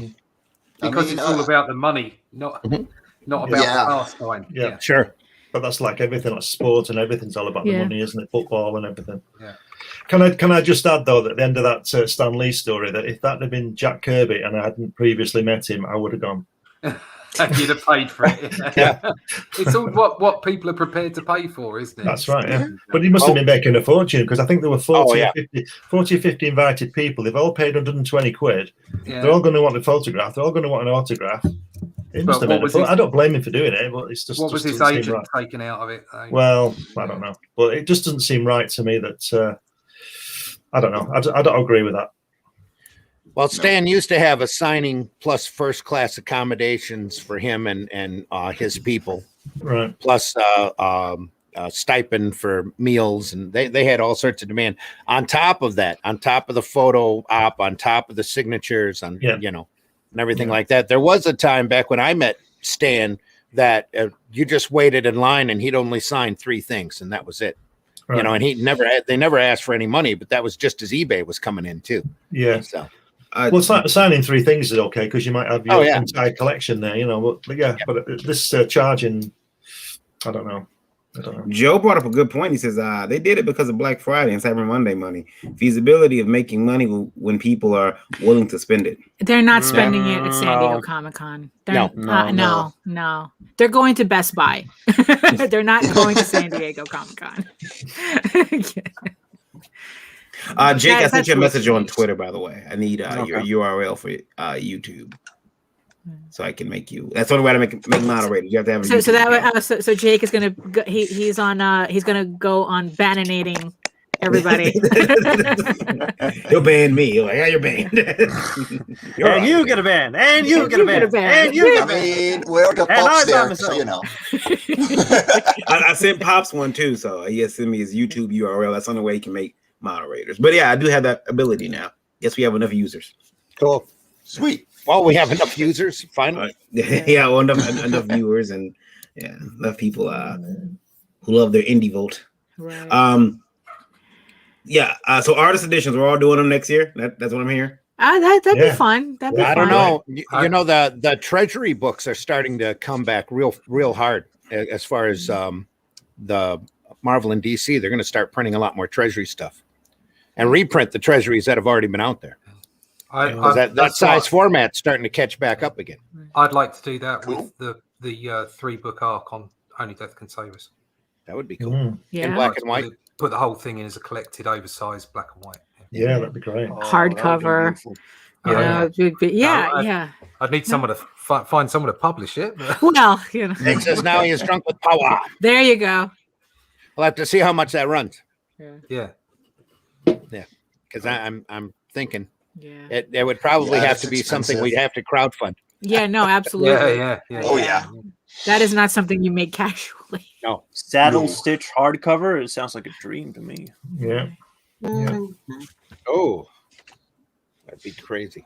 Not a No, saddle wow. stitch card. Right. No. Yeah, just hardcover, just like that would work. 11 by 17. I mean, Have you to would be have to square buy bound. and you'd have to have special shelves just to have it. It's like those books are a problem are like a whole list of problems. Yeah, Yes. tell me about it. I got like these Berserk Deluxe books just stacking up right now. Yeah, I'm exactly. I only have the one. I'm preparing and for I'm like, 12 right now, and I got 7. I'm like, shit, these shelves are gonna break. right. Yeah. No, I have the one, and I'm like, where am I going to put the second one? I feel that way with the Right. compendiums I keep buying. Yeah. And I'm like, I bought all these bookshelves, and I was like, and you can tell when you bought a cheap bookshelf because it starts bowing in the middle. Oh yeah. Mhm. Yeah. Look, I'm- Cheap. I'm never buying from Family Dollar again. However, the Oh, the IKEA shelves remain strong. You need to. Yeah, I can attest to that. I only own Calyx. You need to build your own bookshelves. There you Yeah, go. oh, there you go. Yeah, that's the other. There Yeah. you go. Build That's the your other own option, too. bookshelves. Get yourself a hammer and a saw. Yeah. we actually have a set of bookshelves that we had built like that, and then it's like there were so many books on it, we had to bring the guy back to reinforce it. I know. I sat. Yeah. I dreamed that in my bed at night for about 6 months, working out how to make sure it'd be strong. Yeah, no, yeah. Mine are collapsing. Uh-huh. Mine Yeah. are collapsing behind. There's that many books and whatever on there. They're going to fall Yeah. down soon. Love They're bookshelves. just rammed full of. I don't know what's on there anymore. I can't get to it. To find Right, out. yeah, exactly. Yeah, you got like the double layer of books, Yeah, and yeah. no. The books I gems you have have here there. in the basement, I run out and get the industrial shelving every time it's on sale at Right. one of the box hardware stores and Yeah. just set them up. Yeah. I was wondering if I should like get into creating special cases just for the series. So I got like this one military comic that I wanted to like make it. Those magazine drums. Oh yeah. Yeah, you just like stack all the books into like these. Sort of yes. sort of like a And then you're really, like- really fancy slip case for everything. Yeah, and then like Yeah. customize it like bullet dents or whatever, Right, yeah. scratch marks and all that. Yeah, sure. Go for it. Go for that. I think those are great. Oh, when Yeah. you get into hardback books, you got to be looking at all sorts of things like embossing and Yes. Oh yeah, and die Yeah. cuts and yeah, all no, kinds of really. stuff, yeah. I mean, that's the one thing that I gotta give, like just crowdfunding in general, is that it gave everybody the opportunity to do the book of their dreams, kind of. Yes. You know. Yep. Yes. That it's like, now they don't have to worry about, like a publisher going, "Nah, we won't do that. We won't do that." Now it's like, well, if you guys pay for it, I'll do it. Yeah. Right the way down to Yeah. to the art style, because like we're all aware of this, our own art styles and whether they're popular or not. Yeah, exactly. And my art style is obviously very much inspired by the comics of my youth, and it's not a particularly popular style in the mainstream books. I mean, if I was trying to push further into mainstream, I'd probably have to change. Yeah, you probably do like a more Jim Lee style type. I'd have to put more flicking in. I'd have to put more, like shoelaces. All of a sudden, everyone's wearing shoelaces. Yeah, and I don't want to do that stuff. No. Trust me, man. The only thing that you would have to do is go to either the Netherlands or France, because your style is right in there. Right. Yeah. That's the other thing is I do want to translate. Yeah, I would like to translate Only Death Can Save Us into French or Italian. I know somebody who can do that. All three. All three. I know somebody who can do that, Russ. Yeah, that's definitely it's part of the business plan. A French person, French, Belgian, and Italian. Yeah, and then sell them as the big books over in Europe, and I think there's a market for that. Absolutely, absolutely. Oh yeah, I still get amazed. Yeah, I still get amazed when I look at all the French comics that I have and just their formats. The hardcover, the full. I mean, I just get amazed, like just how completely different that is from here. But that is something that would like. I mean, Randy was talking about this a little while ago, and about the whole gamut. There's such a wide range of possibilities with comic books and with styles, sizes, and so like you were just saying there, Daphne, which brought me onto style, is that having crowdfunding, there is a case for saying it's not just about drawing the book of your dreams, but bringing your style, bringing your content to a new audience, but also the formats. Yes. Put them into different formats, and what if people are prepared to buy it? It's like if you look back at just recently at Bigfoot Bill, and I bought that because I just thought the book was gorgeous, and I got it, and I was really happy, and it was expensive, and it's probably one of the most expensive books I've bought, but damn, it was a gorgeous book. And again, it was the book of his dreams too. That's the format he wanted to use. He went and sought out a printer over here that specializes in high school yearbooks. Had them print it. Yeah. He was so proud of that. He did videos from the printer. Yeah. Here's the paper we're looking at. Here's how they bind it. Here's how they do this. Really educational stuff. Really good. And the embossing is a solid book. Yeah. Beautiful. So I mean, if I could get the compendium of the first 3 books of Only Death into some kind of hardback format. How many pages would that be, Russ? So that would be 60. That's 180. It would be somewhere around 190 to 200 pages. Wow. Yeah. I mean, it's like anything that could look like you could buy this book from Teshin or something. It's like those giant, gorgeous. You need a suitcase just for one book type of thing. You look at we might be going a bit far there. Teshin is like the extra publishers of all extras. But especially with that one Marvel book that they did, the Silver Age one. Right. I mean, it's way like back. I mean, there was like that Calvin and Hobbes collection where you literally needed a pedestal to put it on. I believe I have a Don Martin collection that's like that. That's 2 really thick books in a slipcase, just beautiful. Yeah. But it's Don Martin. Who'd have thought? I went to a publisher's recently, and they published children's or a distributor, I should say, with children's books, and no kidding, one of these books was about as big as a door. It was absolutely fantastic. Yeah, just for kids. It was absolutely brilliant. This book, it was massive. It was there wonderful. We go. Yeah. Oh, wow. Sexy. Sexy. What the best thing is, this was originally €225. Then it got discounted to 100, and then the comic shop that I found it on. Okay, this is getting very heavy. The comic shop that I found it on was going out of business, so they put 40% off of everything again. Oh, So I moved. I walked into that store, saw the sign going everything 40% off, and I grabbed the thing, put it down on the counter, and then started looking around. Yeah. That's the complete run of Tintin, isn't it? No, this is Suske and Wiske, which is a Dutch series that has been running for over 60 years or 70 even. No, Wow. last year was their 75-year anniversary. There are over 300 books made in the series already. Oh, wow. Isn't that amazing? There's so many creators who literally do spend their entire lives working, on like one I think like who has the record? I think it's like the guy who does Valerian. It's like he's the longest like the longest individual creator on one book that's still alive. Yeah. Mhm. Dave Sim put a few out, didn't he? There's so much classic stuff. Yeah. Sim went over 300 issues. But I mean, it's just so every single little strip. Like Really? I read the first. Right. Yeah.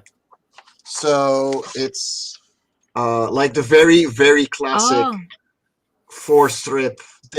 My dad had, including most of the black and white ones, which this is youth sentiment for me, and in Belgium that doing, and every single every single thing. I think they came out once every half year books. Mm-hmm. Of on average 12 to 16 panels per page. It's insane. The same kind of people, with the same group of people. It's exactly what I'm trying to recreate in my own comic, Love on Core. Yeah. Awesome. I got a screen share to flaunt more indie from independent or set. Landed from the American side was Paul Kirsch and the Bus series. And so, looking at all these books and the quality, I can attest to it. I own a couple. Yeah. To deliver in both content and in form. Like the standard format we get, like these books are slightly smaller. These are kind of these are pretty much your American comic format. Yeah. But we get like our normal albums are first of all A4, so they're bigger. Let me show you because I got them. Probably right in front of magazine me. size, right? They are magazine size. Yeah, exactly. Yeah. So like, this is Sisterhood, which is by a friend of mine, Richard Bohm, and then you got Love and Cora by myself. You get like 1.5, 2 inches on each side. Yeah. Yep. And we get normal albums like that for every like so many months on series that have been going for 2 or 3 times I've been alive. And it's incredible how long series are running for, and they pass away the torch to students and everything to just keep going and keep creating with these characters. Probably their assistants, other people that are in-house that have already been drawing with them for years, and just Prince Valiant is kind of like that it gets passed on and is continuously going. Orgasm. It's just not that kind of output though. Is Tintin still produced? No, I don't think it is. No. They do reprints, and they're very easy to get. I mean, I can literally walk down to the library and they will have Tintin in hardcover. Oh, I could imagine. Yeah, I mean, it's been reprinted in almost every format they can think of. Yes. Yeah. In fact, I've got an incredibly large, beyond treasury size Tintin book that's just amazing. 1 second. It's probably at least 2 foot by 3 foot, I think. I mean, it's like that character, along with Asterix, is like considered a national treasure. So that's not going out of print anytime. Oh, but for the longest time, the Mobius stuff was very hard to find, and now, at least here in the States, right? Well, here, they've got some of the Inkle stuff out, and the Blueberry material is still difficult to find around here. So, I mean, the thing is that, like in Humanoids, they publish the stuff in the United States, so I'm surprised that it's still very small difficult. print runs. Most of the bookstores don't carry it. Yeah, right. That's something that you can really accredit. And Rick Marshall, who I've talked to, he used to live close by around here. There's an editor for the Epic line. He brought in a lot of that material because he was such a fan of really good quality stuff. And so he did the series of Mobius reprints back in the 80s, I think it was, that Marvel printed, Epic printed. Found it. I still have all of those. A lot of that material is just amazing. There we go. This is a Tintin art collection and insight. So hang on. I gotta make you larger here. Okay. it's all in Dutch. I'm sorry about that. Yeah. But that's where the comic's coming from. It's from Belgium. Wow. But yeah, you can't do this anymore. No, not in context, you can't do that kind of work. But they also yeah. have African primitives public albums in there. Mm-hmm. And you see the same kind of that's strip format. Tintin in America there. Yeah. Yes. I recognize the story. This is very much the typical 1940s, 50s style of comics for Europe. Tintin in America, everybody's wearing a cowboy hat. Yes. Yeah. Oh, as I was saying before, because my cousins thought everybody in America wore cowboy hats. So there you go. It wasn't just them. I think the only two Tintin volumes I'm missing is where he goes to the moon. Right. That was hard to find. And Destination Moon and something else. And I had them when I was a kid, and foolishly I let it go. Wow. My friend has all those from the 60s. Yeah. My friend has all those hardbacks, and I used to look at them, and he didn't. And he said to me, I could have them one day. And now he's got kids of his own. He's passed them on to them, and they probably don't look at them either. Oh no. We're hoping for a split second they'd at least look at them. Well, Glenn, you should have been giving them more video games as gifts. Yeah. Yes. Stolen them. Yes, that's true. Where did you I'll leave trade them? you the Oh, new I'm Monster sorry. Hunter for the Tintin books, honey. There you go. Well, they're in the 20s now, so I think they know what they're worth. Right. No, they'd still be playing Monster Hunter. Don't worry. Right. Yeah. Well, I was just saying on Facebook yesterday that Rebellion desperately needs to put archives together of the early 2000 books, 2000 AD books. Yeah. That would be really nice to see in 6-month chunks. Just to see that early stuff would be amazing to have collected and on a shelf. Imagine Cam Kennedy's Rogue Trooper printed from the actual size artwork. Oh yeah, that would be amazing. Oh yeah, or some Bolland Judge Dredd or Ron Smith, that kind of thing. It'd be fantastic, wouldn't it? I would love because the Bolland Judge Dredds are like they're my intro to that whole thing. So there you go. I'm very imprinted on them, and to have like a large edition treasury of that would be like. I'll tell you something now. This is going to really hurt when I say this, but I had some Cam Kennedy original artwork of Judge Dredd, and I let it go. Oh no, that's all. We all have our regrets. We do. All have our regrets. We do. That's tough. You want to kick ourselves in the butt for letting out of our hands. Yeah. I want to ask a question. I have to get out of here, but I want to ask a question. Okay. We all have to get out of here pretty quick. That's true. Yeah. We're hitting that. I want to thank everybody for listening. Do we have radio numbers? Yeah, we do. 67804. Oh, very nice. There we go. Thank you. Digital to 808. So thank you guys. Appreciate everybody listening in. Absolutely. Yeah. But the question here is from someone who wishes to remain anonymous. Okay. And they said, "Hello, Indie Vault. I've been watching for a while. I want to tell you guys this. You guys are doing a great job for independent comics. I started in independent comics before I got a name for myself in the mainstream. Somebody has a name in the mainstream. Yeah. It's funny. They say the mainstream or what's left of it. So. Thanks for listening, Rob Liefeld. We do appreciate it. but they said, here's the thing. I want to know how you guys feel about this as indie creators, because being in the mainstream for as long as I have, I think that I may be a little biased. When I come across fan pages dedicated to my work, I join them. under my blank account. Okay, under my blank account, I join them. I get a little upset though when I see users and members of these fans accounts sharing bootleg artwork and links to materials that are based on my properties. What do you guys think about this? Wow, that's yeah, that's a tough one because that's the you should whole. have saved that one for right at the start of an Indie Volt program because everybody can talk about that for 2 hours. Easy. Yeah. Right. Yeah. Well, do you guys want to save it for Livewire? We can save it for Livewire. I can ask it again. Because you can ask it again. Because that's a loaded question.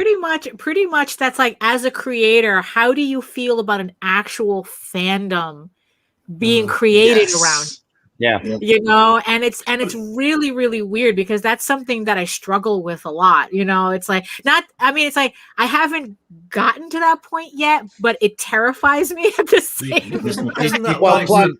Plus, you have to remember, we're talking about two different aspects here because in the independent alternative market, we own the stuff. Right, yeah. This person started in the indies and then became real hardcore mainstream. Right. The stuff that he might be joining might be a corporate-owned entity. And if it's a corporate-owned entity, he should be able to remove himself from that and go, hey, that's really cool. Well, yes and like no. reading your own I reviews, don't know. Yeah, yes and no, because it's like if they're making if they're passing around like his artwork and redoing his stuff and there's still a certain connection to it, you know, and it's like it's kind of like like Art Germ. He had a problem. I mean, it's kind of tangentially not related, but or kind of related. But like he was doing, you know, he did all his his DC stuff and whatnot, and some store out in Texas was making bootleg prints of his artwork. They would print them from DeviantArt. And he tried, and it's like, and he tried contacting them,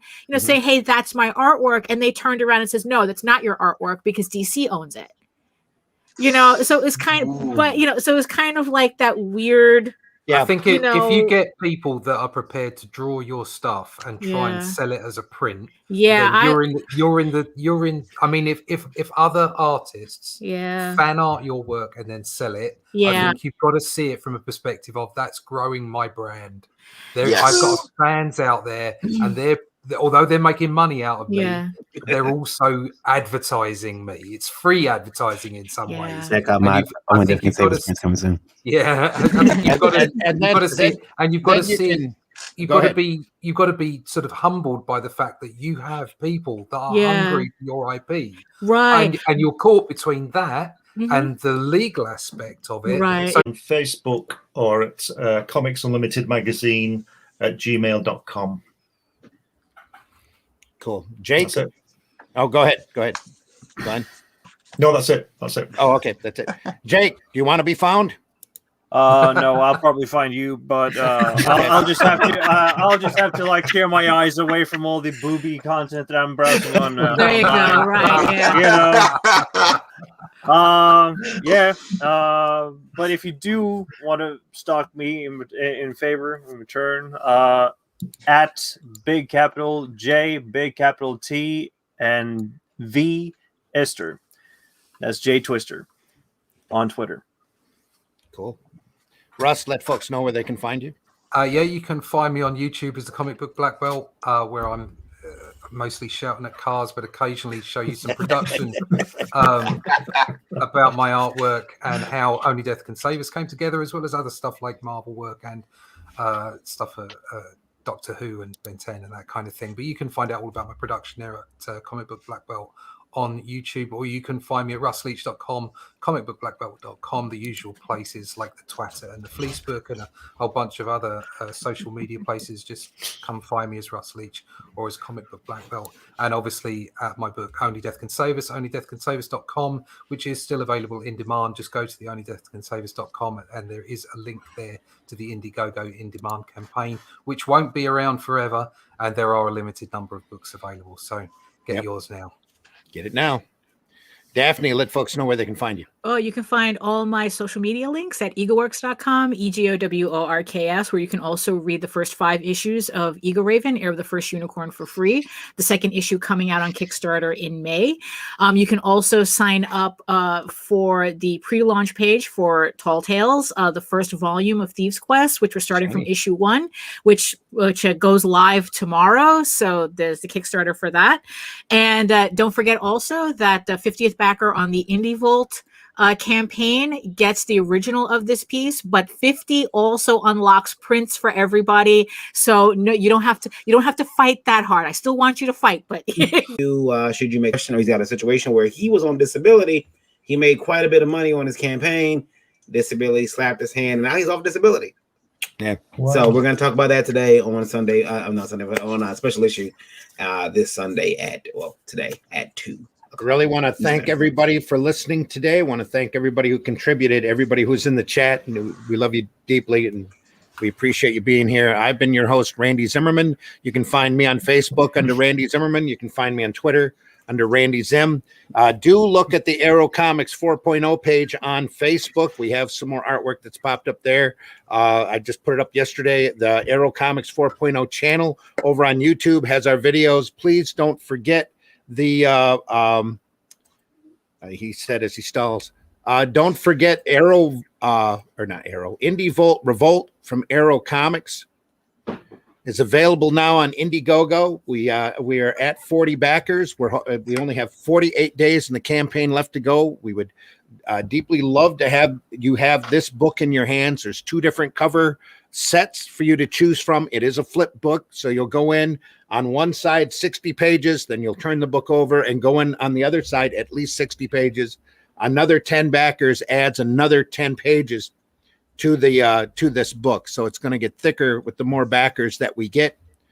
So please check that out and buy in if you can. The quality of the work in there is incredible. That's the best way to describe it. From a lot of people that are either contributors or regular parts of the Indie Vault podcast network, Indie Vault Media Network. Let me get that out of there so we can.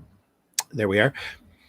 You can find myself and Varian back on Tuesday. We're going to be back for the Livewire program, where we're going to address that question again that Varian read there towards the end of the show.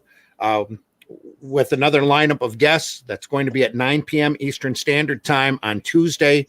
I'll be back. Varian and I will be back also Thursday morning for the Breakfast Buzz at 9 a.m. Eastern Standard Time on Thursday. And then again, we'll be back again for Sunday Funnies next Sunday at 9 a.m. where Glenn will try to talk about the more lighthearted and whimsical side of comics, instead of wandering conversations that we're starting to become known for. So we wish you everybody the best. May you have a great rest of your weekend. We're going to go out the same way we came in. And we'd like to say thanks again, everybody, for listening. Any last words from everybody that's left?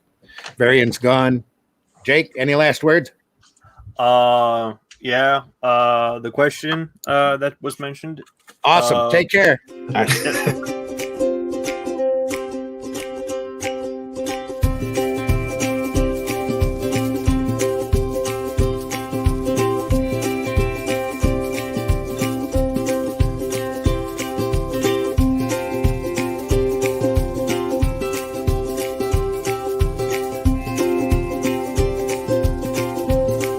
Sorry, Jake, I had to do that.